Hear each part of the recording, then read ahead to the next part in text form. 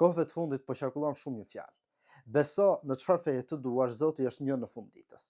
Por sa qëndron kjo fjalë, sa e sinqert është? Imagjinoje, dikush pretendon se feja e vërtet është Islami apo Krishterimi apo Judaizmi apo çfarë do lloj feje dhe të thotë ty që ti nuk ka gjë, vazhdo me fen tënde, Zoti është një.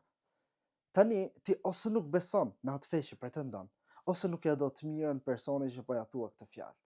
Unë për vete, nëse e di që personi që e kam përballë, nëse nuk do të pranoj fen që unë i përkas, dhe nuk do të pranoj se Zoti është një, dhe nuk do të adhuroj Zotin pa i bërë shok atij, dhe nuk do ta pranoj profetin Muhammed si të dërguar, jam i bindur se ky person do të dënohet në botën e përtejme.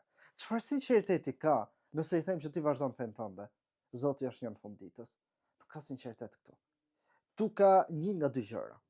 Ose personi që e thot këtë është hipokrit dhe nuk ta do të mirën, ose nuk ka ndonjë besim real në veten e tij, por është i lëkundur dhe thjesht ndjek një traditë të caktuar. Selam.